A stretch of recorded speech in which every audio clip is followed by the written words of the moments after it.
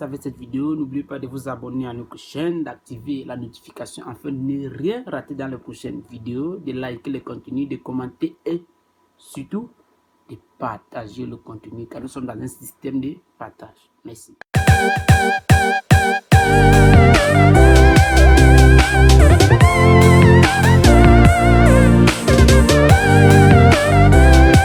Ok les amis, dans cette vidéo, nous allons vous présenter les environnements de développement WordPress. Nous allons vous donner les liens et vous montrer comment télécharger ces environnements de développement. Et ensuite, nous allons vous montrer comment installer ces environnements. Parce qu'il va falloir tous ces éléments réunis pour pouvoir commencer à faire votre programmation de site internet sans rien connaître en informatique. Voilà. Comme élément, nous aurons besoin de WAMP Server. C'est quoi WAMP Server? WAMP Server, c'est ce qu'on appelle un serveur local. C'est un serveur local pour pouvoir faire nos simulations. Parce que dans la norme, quand on développe un site, on l'héberge en ligne. On va vous demander peut-être d'acheter un nom de domaine ou bien un sous-domaine, prendre un sous-domaine là pour faire le test. Ça ne va pas être une bonne chose, mais ne vous inquiétez pas. Au fur et à mesure qu'on va avancer, on va vous montrer comment héberger et tout ça pour que vous seriez à mesure de développer vos sites internet directement en ligne. Ensuite, on aura besoin de WordPress. On a déjà présenté WordPress lors de la première vidéo, donc la peine d'en reparler ici. Pour ceux qui veulent en savoir davantage, vous pouvez visiter le site wordpress.org pour en savoir davantage sur WordPress. À titre d'information, c'est juste un CMS, c'est-à-dire un content management system qui permet de créer le site internet sans rien connecter à l'informatique. Naturellement, vous aurez besoin d'une adresse mail pour pouvoir être comme super admin pour votre site pendant l'installation. Bon, comme lien utile, ne vous inquiétez pas, voilà les différents liens pour télécharger. Ça c'est pour télécharger WordPress, là c'est pour télécharger notre simulateur, c'est-à-dire notre serveur quoi. Notre serveur local.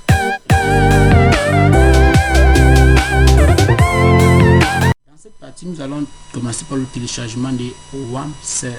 En cliquant sur le lien placé dans la description de la vidéo, vous allez vous retrouver sur cette page-ci. Pour ceux qui ont un système d'exploitation égal à 64 bits, ils pourront télécharger ici. Pour ceux qui ont un système de 32 bits, j'ai également mis un autre lien dans la vidéo, dans la description là, ils pourront télécharger. Et vous voyez là, vous pouvez télécharger 32 bits, là, il n'y a aucun problème. Qu'est-ce que vous faites? Vous faites juste un clic là, vous patientez quelques secondes là, et voilà, checkez bien. Juste le temps pour le serveur de démarrer le téléchargement. Bah, une fois cela fait, vous pouvez enregistrer votre serveur là dans un dossier. Par exemple, moi j'appelle ça tuto, c'est ça ici. Vous cliquez là enregistrer et hop, le téléchargement vient de commencer. Vous patientez juste quelques secondes. Ok, là vous voyez le téléchargement vient d'être effectué. Là on peut bel et bien vérifier notre téléchargement que voici. La WAMP Server est déjà téléchargé.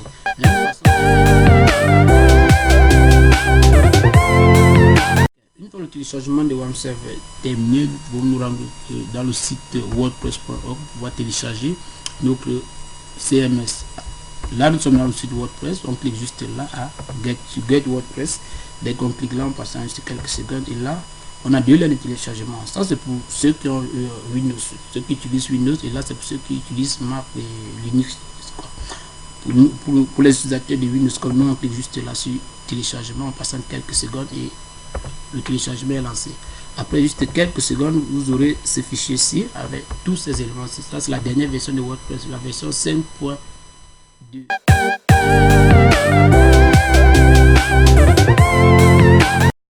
Là, on vient de télécharger les deux environnements de développement essentiels pour nous, à savoir WAMP Server et WordPress.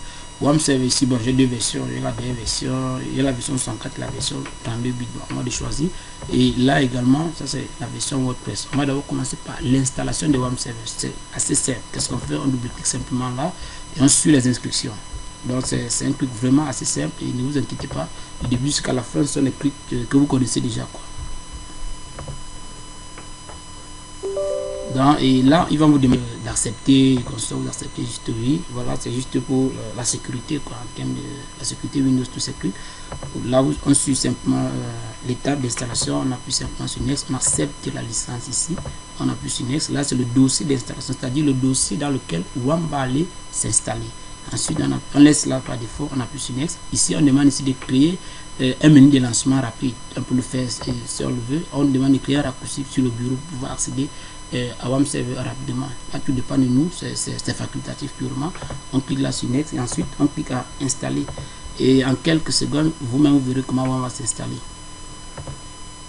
Ok, à la fin de l'installation, généralement, on vous dit ici WAM a détecté Firefox comme navigateur, tout ce que là vous demandez de définir ça comme navigateur par défaut. À vous de dire oui ou non. Si vous dites non, vous devez donc fournir un autre navigateur par défaut.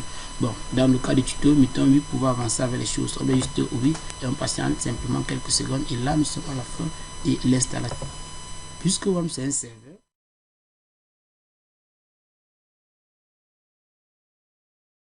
Autrement dit, on transforme momentanément notre machine en serveur. Voilà, donc le ici localhost, vous laissez l'adresse mail telle que c'est là sans aucune modification. Et là, vous cliquez sur terminer.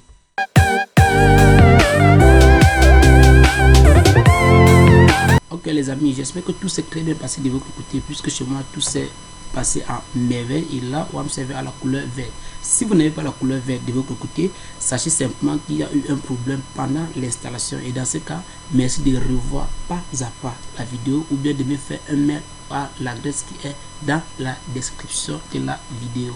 Merci. Pour ce, maintenant que WAM est installé, il faudrait donc accéder. Pour l'accéder, c'est simple, on fait juste un clic simplement là, on part à localhost. Localhost voudrait dire que voilà, on a un serveur local installé à notre ordinateur. Donc c'est un clic assez simple. Donc une fois cela fait, voici l'interface dont chacun doit avoir, chacun d'entre nous doit avoir. Ça c'est l'interface d'accueil de WAM serveur. Quand vous regardez ici là, on a écrit localhost, ça veut dire un serveur local. Autrement dit, nous venons de transformer momentanément mon ordinateur en tant que client serveur. Nous allons vous épargner de ces notions parce que là, nous ne sommes pas dans la programmation proprement dite. Bon, WAM serveur déjà installé, la première chose à faire, c'est quoi? C'est de créer une base de données. Maintenant, pour créer notre base de données, ne vous inquiétez pas, on ne peut parler dans les requêtes SQL et tout ces trucs. Maintenant, on va juste aller ici à PHPMyAdmin. Vous pouvez faire un clic droit là ou partir ouvrir dans un nouvel onglet. PHPMyAdmin, pour moi, c'est l'interface qui doit nous permettre de créer nos bases de données sans se casser la tête, en évitant les requêtes SQL et tout ce blablabla informatique quoi. Bon, ici, une fois là, vous entrez juste le nom de votre base de données. Bon, qu'est-ce qu'on peut dire? On peut dire peut-être là, test. On peut l'appeler quoi? Test, c'est un exemple aussi simple. Vous mettez sur le nom et vous laissez tous les autres paramètres tranquilles et vous cliquez là sur créer. Quelques secondes. Ah bon, désolé, il y a déjà un clic test. Vous mettez plutôt, bon, on peut mettre quoi? Jima IT, c'est plus mieux. Parce que là, Jima IT, ça passe, d'accord.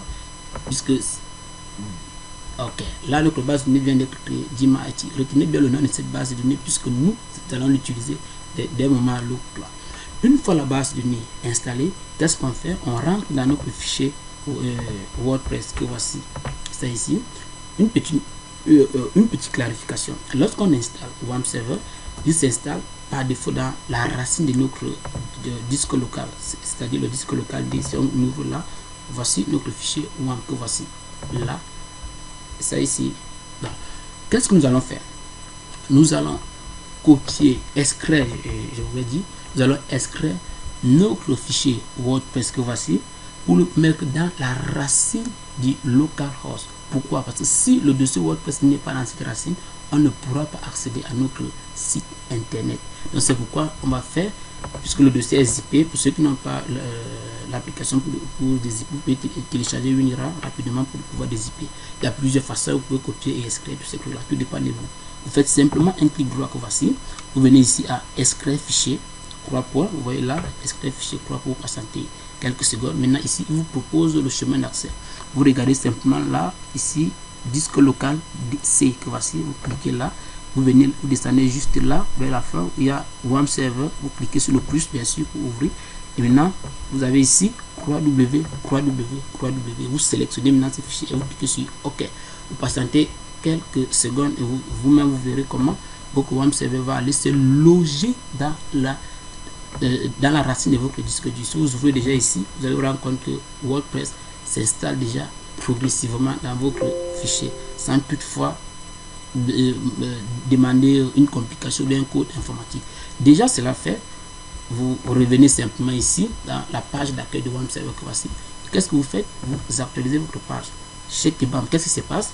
Vous constatez qu'ici, on a ici dans vos projets WordPress. Ça veut dire que si vous créez 30 sites, tous ces sites vont se placer là. Tous vos différents sites vont se placer là.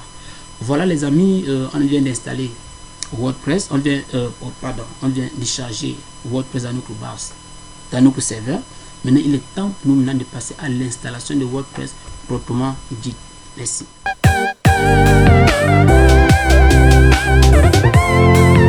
Les amis, là, on vient de charger notre fichier WordPress dans notre serveur, bien entendu, web server bien sûr, et là vous pouvez voir le dossier WordPress qui est bien présent là.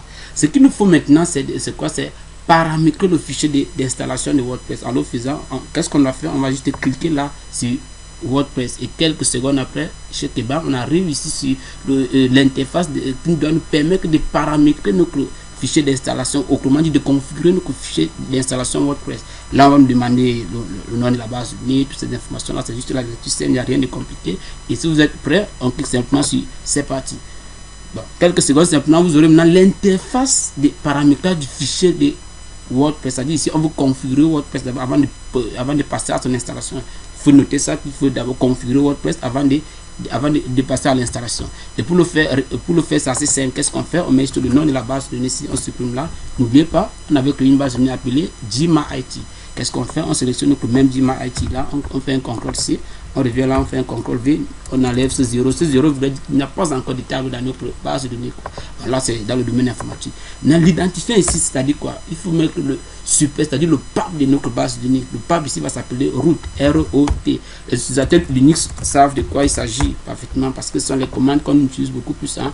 Le mot de passe, vous voyez qu'on a créé du match, on n'a pas mis de mot de passe, donc cette position ne doit rien mettre. Donc, maintenant ici, on dit l'adresse de la base de données localhost. Localhost, pourquoi? Parce que nous, on travaille en local. Vous voyez, nous, on a simulé notre ordinateur en un serveur, c'est pourquoi nous, on travaille ici en local. Dans la prochaine vidéo, quand on va installer WordPress en ligne dans un site, là on va faire un certain paramétrage un peu plus différent, il n'y a pas de problème là-bas. Maintenant, les préfixes de table, c'est juste comment je peux dire, ici ce sont les préfixes nécessaires à la programmation WordPress. Vous voyez un peu, bon là ça ne vous regarde même pas, c'est pour ceux qui font un peu de la programmation, des plugins et des thèmes dans WordPress quoi. Voilà. Comme tout est OK, la seule chose à faire, c'est de cliquer simplement sur valider. En cliquant sur valider maintenant, hop, vous voyez que tout est OK. Là, on vient de configurer notre fichier WordPress. Et la seule chose qu'il nous faut maintenant, c'est de passer à l'installation de WordPress. Merci.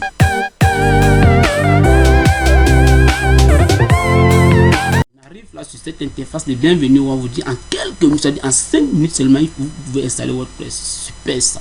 Qu'est-ce qu'il faut faire? Il faut mettre le titre du site. Supposons par exemple qu'on veut développer un site qui parle par exemple de ma grand-mère, à savoir peut-être Maman Munga Pauline. Qu'est-ce qu'on fait? On met juste peut-être là, bienvenue, c'est un exemple. Là, ça c'est un exemple aussi banal. On met juste bienvenue à tous. Bienvenue à tous. Et là maintenant, il faut mettre l'identifiant. C'est quoi l'identifiant ici? L'identifiant ici, c'est les accès que nous on doit créer pour pouvoir accéder à notre site plus tard. Au niveau de la console d'administration WordPress quoi. Voilà, on peut mettre par exemple quoi, je sais pas, Rodin, c'est un exemple aussi simple. Là vous pouvez mettre n'importe quoi, mais il ne faut pas oublier, attention, comme tout compte, il faut quoi? Il faut un mot de passe. Ça c'est le mot de passe proposé par défaut par WordPress. Bon, ça génère automatiquement, c'est pas pour dire que c'est le même mot de passe pour toutes les installations. Vous pouvez copier et utiliser le même mot de passe, donc vous pouvez juste faire ça, vous mettez votre mot de passe. Bon, on met un truc simple, peut-être 1, 2, 3, 4, 5, 6, 7, 8, 9. Un truc aussi simple comme ceci. Bon, je copie mon mot de passe. Bon, ils disent là, bon, le mot de passe est fait. Mais naturellement, on accepte. Ici, on demande de confirmer que le mot de passe est fait. Oui, on accepte que notre mot de passe est fait. Et on continue. Bon, par la suite, un truc très intéressant pour vous, je vous ai demandé de mettre l'adresse mail. Oui, justement, parce que ça va être très, très capital ici. Avec l'adresse mail ici, si votre site a un problème, il y a un truc, tous ces trucs-là, c'est grâce à cette adresse mail que WordPress va vous faire des notifications sur des mises à jour et d'autres informations. Donc, il faut mettre une adresse mail valide. Donc, chez moi, je mets par exemple une rubrique DIM. Ici, ne jamais cocher ce cas-ci. Pourquoi? On verra ça dans les prochaines vidéos, surtout pour ceux qui veulent faire dans le marketing digital plus tard, par exemple. Toutes ces informations, OK. La seule chose qu'il nous faut maintenant, c'est de cliquer sur installer. On passe en quelques secondes pour voir comment la magie de WordPress va s'opérer en quelques. Super. Vous-même, vous voyez, tout s'est très bien passé. Tout s'est passé comme une lettre à la poste. Waouh! Là, on a quel succès! WordPress a été installé. Merci de profiter. Il est temps pour nous maintenant de profiter effectivement de WordPress. Qu'est-ce qu'on doit faire? On doit juste se connecter là sur WordPress en cliquant sur l'onglet connexion. Naturellement, vous demandez le mot de passe. Vous mettez juste là le nom d'utilisateur. On a mis tout à l'heure c'était Rodin, un truc assez simple. Là, Attention, oui, il y a ici le mot de passe. N'oubliez pas votre mot de passe là et vous tapez là, Checkban, quelques secondes, vous voyez. En quelques secondes seulement, rediriger vers où?